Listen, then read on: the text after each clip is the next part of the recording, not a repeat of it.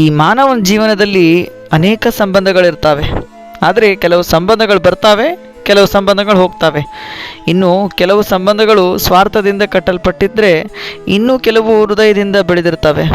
ಆದರೆ ಪ್ರಪಂಚದಲ್ಲಿ ಒಂದೇ ಒಂದು ಸಂಬಂಧ ಇದೆ, ಅದು ಲಾಭ ನಷ್ಟ ಲೆಕ್ಕವಿಲ್ಲದೆ, ಮಾತುಗಳ ಅವಶ್ಯಕತೆ ಇಲ್ಲದೆ ನಂಬಿಕೆ ಮೇಲೆ ನಿಂತಿರೋ ಸಂಬಂಧ. ಅದು ಶ್ವಾನದ ಜೊತೆ ಸಂಬಂಧ. ಈ ನಾಯಿಗಳ ಜೊತೆ ಸಂಬಂಧ ಇರೋದು ಮನುಷ್ಯನದು. ಅಂತಿಂಥ ಸಂಬಂಧ ಅಲ್ಲ ಅದು. ನಿಷ್ಠೆ ಅಂದರೆ, ಪ್ರೀತಿ ಅಂದರೆ ಮತ್ತು ಕೃತಜ್ಞತೆ ಅಂದರೆ ನಾವು ನಾಯಿ ಅಂತ ಹೇಳ್ತೀವಿ. ಆ ಒಂದು ನಾಯಿಗೆ ಸಂಬಂಧಪಟ್ಟಿರುವಂತಹ ಒಂದು ಕತೆ ನನಗೆ ತುಂಬ ನೆನಪಾಗುತ್ತೆ. ಈ ಹೊಳೆಯೂರು ಅಂತ ಒಂದು ಹಳ್ಳಿ. ಈ ಹಳ್ಳಿಯಲ್ಲಿ ರಾಮಪ್ಪ ಅಂತ ಒಬ್ಬ ರೈತ ವಾಸವಾಗಿರ್ತಾನೆ. ತುಂಬ ಶ್ರಮಜೀವಿ. ಆದರೆ ಅವನ ಜೀವನದಲ್ಲಿ ಒಂದು ದೊಡ್ಡ ಖಾಲಿತನ ಇರುತ್ತೆ.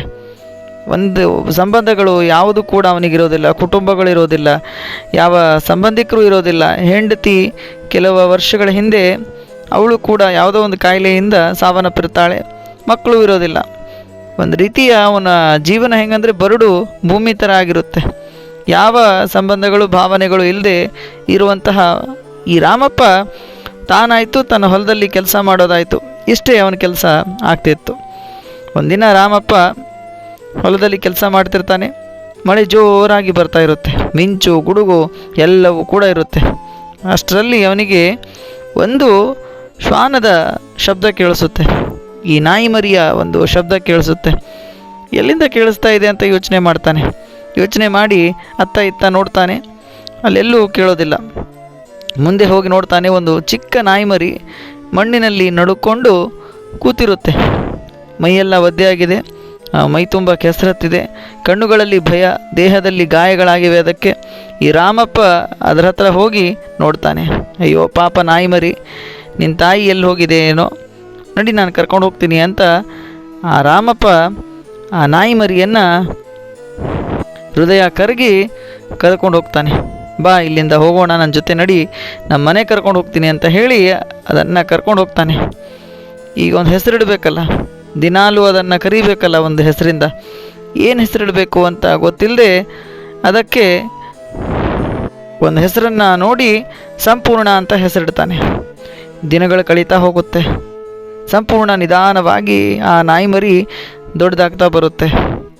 ಈ ನಾಯಿ ಮರಿ ಸಾಮಾನ್ಯ ನಾಯಿ ಆಗಿರಲಿಲ್ಲ. ರಾಮಪ್ಪನಿಗೆ ಎಷ್ಟು ಅನ್ಯೋನ್ಯವಾಗಿತ್ತಂದರೆ ಅವನೆಲ್ಲೇ ಹೋದರೂ ಕೂಡ ಕಾಲಲ್ಲಿ ಬರ್ತಾಯಿತ್ತು. ಅವನನ್ನು ಹಿಂಬಾಲಿಸ್ಕೊಂಡು ಅವನ ಹಿಂದೆ ಹಿಂದೆ ಬರ್ತಾಯಿತ್ತು. ಒಂದು ರೀತಿ ಅವನ ಕುಟುಂಬದ ಸದಸ್ಯ ಆಗಿ ಉಳಿದು ಬಿಡ್ತು. ಅವನು ಊಟ ಮಾಡ್ತಿದ್ರೆ ಹತ್ತಿರವೇ ಕೂತು ತಾನು ಕುಳಿತು ಊಟವನ್ನು ಮಾಡ್ತಾಯಿತ್ತು. ಇನ್ನು ರಾತ್ರಿ ಮನೆ ಹತ್ರ ಬಂದಾಗ ಮನೆ ಹೊರಗಡೆ ಮಲಗಿದ್ರೆ ಕಾವಲುಗಾರರ ಥರ ಕೆಲಸ ಮಾಡ್ತಾಯಿತ್ತು. ಒಂದು ರೀತಿ ಯಾರಾದರೂ ಮನೆ ಸುತ್ತಮುತ್ತ ಓಡಾಡಿದರೂ ಕೂಡ ಅಥವಾ ನಾಯಿಗಳು ಕೂಡ ಬಂದಾಗ ಇದು ತನ್ನ ಧ್ವನಿಯಿಂದ ಗುರುತಿಸ್ತಾ ಇತ್ತು. ಈ ರೀತಿ ರಾಮಪ್ಪನಿಗೆ ಒಂದು ರೀತಿ ರಕ್ಷಣೆ ಕೊಡ್ತಾ ಇತ್ತು. ಈ ರಕ್ಷಣೆ ಕೊಡುವಂತಹ ಶ್ವಾನ ರಾಮಪ್ಪನಿಗೂ ಕೂಡ ಅನ್ಯೋನ್ಯವಾಗಿತ್ತು. ಈ ಗ್ರಾಮದವರೆಲ್ಲ ಹೇಳ್ತಿದ್ರು, ಏನೂ ಇಲ್ಲದೆ ಇರುವಂತಹ ರಾಮಪ್ಪನಿಗೆ ಆ ಶ್ವಾನ ಎಷ್ಟು ಪ್ರೀತಿ ಇದೆ, ಆ ನಾಯಿ ಅವನ ಜೊತೆನೇ ಇರುತ್ತೆ, ಎಷ್ಟು ಪ್ರೀತಿ ಅಂತ ಹೇಳ್ತಾ ಇದ್ರು. ಅದಕ್ಕೆ ರಾಮಪ್ಪ ನಗ್ತಾ ಹೇಳ್ತಾ ಇದ್ದ, ಇದು ನಾಯಿ ಅಲ್ಲ, ಇದು ನನ್ನ ಮಗ ಅದ ಅಂತ ಹೇಳ್ತಾ ಇದ್ದ. ಮಗನ ರೀತಿ ಇದನ್ನು ನಾನು ಬೆಳೆಸಿದ್ದೀನಿ, ಅದಕ್ಕೆ ನಾಯಿ ಅಂತ ಕರಿಬೇಡಿ, ಸಂಪೂರ್ಣ ಅಂತ ಹೆಸರಿಟ್ಟಿದ್ದೀನಿ ನಾನು, ಸಂಪೂರ್ಣ ಅಂತ ಕರೀರಿ ಅಂತ ಹೇಳ್ತಾನೆ. ಇಷ್ಟೆಲ್ಲ ಪ್ರೀತಿಯಿಂದ ಇರುವಂತಹ ರಾಮಪ್ಪ ನಾಯಿ ಜೊತೆ ಅನ್ಯವಾಗಿದ್ದ. ಗ್ರಾಮದಲ್ಲಿ ಕಳ್ಳರು ತಿರುಗಾಡ್ತಾ ಇದ್ದರು. ರಾಮಪ್ಪನ ಮನೆ ಕಡೆ ಯಾರಾದರೂ ಬಂದರೆ ಆಳ ನಿದ್ರೆಯಲ್ಲಿ ಇದ್ದರೂ ಕೂಡ ಆ ಸಂಪೂರ್ಣ ನಾಯಿ ಕಿರುಚ್ತಾ ಇತ್ತು. ಎಷ್ಟೋ ಸಲ ಅವನು ಹೊಲದ ಯಾವುದಾದ್ರೂ ಸಾಧನಗಳನ್ನು ಮನೆ ಮುಂದೆ ಇಟ್ಟಾಗ ಕಳ್ಳರು ಬಂದಾಗ ಅದನ್ನು ರಕ್ಷಣೆ ಮಾಡಿದೆ. ರಾಮಪ್ಪನಿಗೆ ಖುಷಿ ಆಗ್ತಾಯಿತ್ತು, ನನ್ನನ್ನು ಕಾಪಾಡ್ತೀಯಾ ನೀನು ಯಾವಾಗಲೂ ಅಂತ ಖುಷಿ ಆಗ್ತಾಯಿತ್ತು. ದಿನಗಳು ಕಳೀತಾ ಇದ್ವು. ರಾಮಪ್ಪನಿಗೂ ಒಂದು ರೀತಿ ಅವನಿಗೆ ಕಷ್ಟಕರ ದಿನಗಳು ಪ್ರಾರಂಭವಾಯಿತು.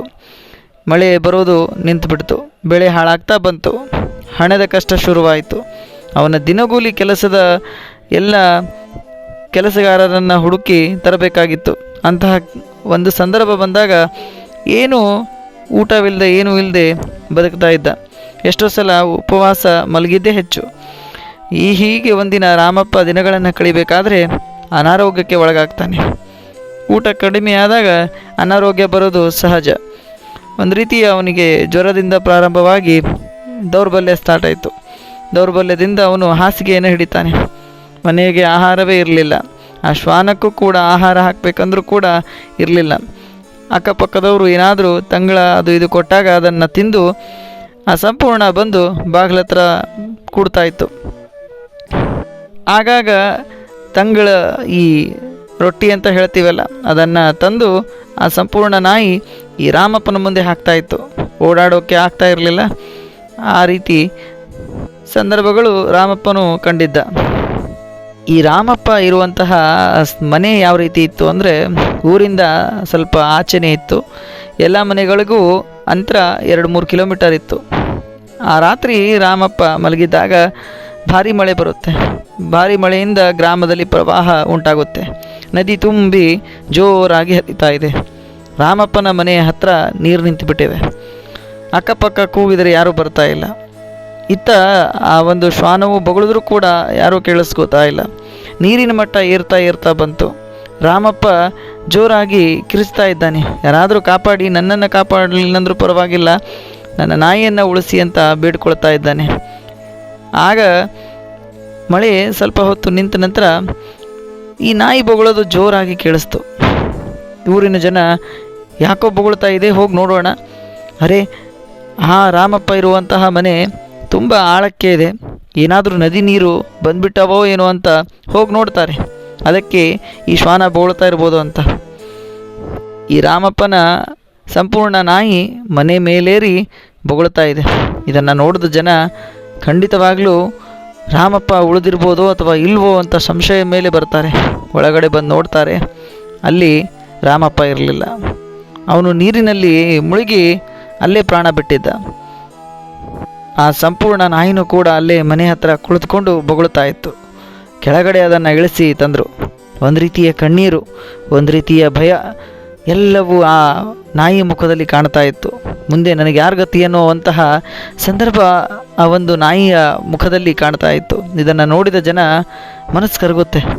ಎಷ್ಟು ಪ್ರೀತಿಯಿಂದ ಸಾಕಿದ್ದ ಈ ನಾಯಿ, ಎಷ್ಟು ಪ್ರೀತಿಯಿಂದ ಅವನ ಜೊತೆ ಇತ್ತು, ಈಗ ಇದಕ್ಕೂ ಗತಿ ಇಲ್ಲ, ಅವನು ಕೂಡ ಹೋಗ್ಬಿಟ್ಟ ಅಂತ ಮರುಗುತ್ತಾರೆ. ಒಂದು ರೀತಿಯ ದುಃಖ ಅವರಿಗೆ ಮನಸ್ಸು ತುಂಬಿ ಬರುತ್ತೆ. ಕೊನೆಗೆ ಅವನ ಸಮಾಧಿಯ ಹತ್ತಿರ ಆಗಾಗ ಹೋಗಿ ಬಂದು ನೋಡ್ತಾ ಇತ್ತು. ಯಾರಾದರೂ ಊಟ ಹಾಕಿದರೆ ಊಟ ಮಾಡಿ ಆ ಸಮಾಧಿ ಹತ್ರ ಹೋಗಿ ಮಲಗ್ತಾ ಇತ್ತು. ರಾಮಪ್ಪನ ಸಮಾಧಿ ಹತ್ರ ಹೋಗಿ ಮಲಗಿ ಮತ್ತೆ ಊಟವನ್ನು ಮಾಡ್ತಾ ಇತ್ತು. ಆ ಒಂದು ನಾಯಿಯ ಪ್ರೀತಿ ಯಾವ ರೀತಿ ಇತ್ತು ಅಂದರೆ, ಬರ್ತಾ ಬರ್ತಾ ಊರಿನ ಜನ ಊಟ ಹಾಕಿದ್ರೂ ಕೂಡ ಮಾಡ್ತಾ ಇರಲಿಲ್ಲ. ಒಂದು ರೀತಿಯ ಊಟವು ಹೋಗದೆ ಇರುವಂತಹ ಸಂದರ್ಭ ಅದಕ್ಕೆ ಎದುರಾಯಿತು. ಗ್ರಾಮದವರು ನೋಡ್ತಾ ಇದ್ದರು. ಆ ನಾಯಿಯ ಊಟವು ಕೂಡ ಕಡಿಮೆ ಆಗ್ತಾ ಬಂತು. ಕೆಲವು ತಿಂಗಳ ಬಳಿಕ ಆ ಸಂಪೂರ್ಣ ನಾಯಿ ಆ ರಾಮಪ್ಪನ ಸಮಾಧಿ ಹತ್ರ ಹೋಗಿ ಪ್ರಾಣವನ್ನು ಬಿಡುತ್ತೆ. ಇದನ್ನು ನೋಡಿದಂಥ ಜನ ಅಂತಾರೆ, ಏನಯ್ಯ ಈ ಸಂಬಂಧ, ಎಂತಹ ಅದ್ಭುತ ಒಂದು ಸಂಬಂಧವನ್ನು ಈ ರಾಮಪ್ಪ ಹಾಗೂ ಈ ಶ್ವಾನ ಎಷ್ಟು ಬೆಳೆಸ್ಕೊಂಡಿದ್ರು ಅಂತ ಊರಿನ ಜನ ಆ ನಾಯಿಯ ನಿಷ್ಠೆಗೆ ಮರುಗುತ್ತಾರೆ. ಪದಗಳೇ ಇರೋದಿಲ್ಲ ಮಾತಾಡೋಕ್ಕೆ. ಪ್ರೀತಿ ಮಾಡಿದರೆ ಈ ರೀತಿ ಸಂಪೂರ್ಣ ರಾಮಪ್ಪನಿಗೆ ಮಾಡಿದ ಥರ ಮಾಡಬೇಕು. ಸಂಬಂಧ ಅಂದರೆ ಏನು ಅಂತ ತೋರಿಸ್ಕೊಟ್ಟಿದ್ದು ಈ ನಾಯಿಯಿಂದ ಮಾತ್ರ ಅಂತ ಜನ ಹಾಡಿ ಹೊಗಳ್ತಾರೆ. ಒಂದು ರೀತಿ ಅವ್ರಿಗೆ ಅನ್ನಿಸ್ತು, ನಾವೆಲ್ಲ ಮರೀತಾ ಇದ್ದೀವಿ, ನಾವು ಮಾನವರಾಗಿ ಇನ್ನೊಬ್ಬರಿಗೆ ನಾವು ಪ್ರೀತಿಯನ್ನು ಕೊಡ್ತಾ ಇಲ್ಲ, ಆದರೆ ಈ ನಾಯಿ ಎಂದಿಗೂ ಮರ್ತಿಲ್ಲ ಅಂತ ಅದರ ಬಗ್ಗೆ ಯೋಚನೆಯನ್ನು ಕೂಡ ಮಾಡ್ತಾರೆ. ಸ್ನೇಹಿತರೆ, ಈ ಒಂದು ಕಥೆಯಿಂದ ನಾವು ಒಂದು ಸಂದೇಶ ಖಂಡಿತವಾಗಲೂ ತಗೋಬೇಕು. ಆ ಸಂಪೂರ್ಣ ನಾಯಿ ಕೇವಲ ನಾಯಿಯಾಗಿ ಆ ರಾಮಪ್ಪನ ಜೀವನದಲ್ಲಿ ಬರಲಿಲ್ಲ, ಒಂದು ನಿಷ್ಠೆಯ ರೂಪಕವಾಗಿ ಬಂತು.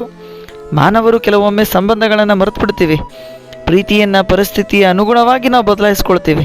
ಆದರೆ ನಾಯಿ ಎಂದಿಗೂ ಹಾಗೆ ಮಾಡಲಿಲ್ಲ. ಅದು ಒಮ್ಮೆ ಪ್ರೀತಿಸಿದರೆ ಜೀವನ ಪರ್ಯಂತ ಖಂಡಿತವಾಗಲೂ ಪ್ರೀತಿಸುತ್ತೆ. ಆದರೆ ಒಳ್ಳೆ ಪ್ರೀತಿ ಕೊಟ್ಟಾಗ ಮಾತ್ರ. ಒಮ್ಮೆ ನಂಬಿದರೆ ಅದು ಅಂತಿಮ ಉಸಿರಿನವರೆಗೂ ಕಾಪಾಡುತ್ತೆ. ಆದರೆ ನಾವು ಕೊಡುವಂತಹ ಪ್ರೀತಿ ಸಂಪೂರ್ಣವಾಗಿ ನಿಷ್ಠೆಯಿಂದ ಕೂಡಿರಬೇಕು. ಆ ರಾಮಪ್ಪ ಹಾಗೂ ಆ ಸಂಪೂರ್ಣ ನಾಯಿಯ ಬಾಂಧವ್ಯ ನಮಗೆ ಕಲಿಸೋ ಪಾಠ ಕೂಡ ಒಂದು. ಸಂಬಂಧಗಳ ಮೌಲ್ಯವನ್ನು ಅರಿತುಕೊಳ್ಬೇಕು, ಪ್ರೀತಿ ಮಾಡಿದವರನ್ನು ಕಾಪಾಡಬೇಕು. ನಿಷ್ಠೆ ಎನ್ನುವುದು ಮಾತಲ್ಲ, ಅದು ಬದುಕಿನ ಮಾರ್ಗವಾಗಿರಬೇಕು. ಇನ್ನು ಮಾನವನಿಗಿಂತ ಹೆಚ್ಚಿನ ಮಾನವೀಯತೆ ಕೆಲವೊಮ್ಮೆ ಪ್ರಾಣಿಗಳಿಗೆ ಇರುತ್ತೆ ಅಂತ ಅನಿಸೋದು ಮಾತ್ರ ಖಂಡಿತ. ಧನ್ಯವಾದಗಳು.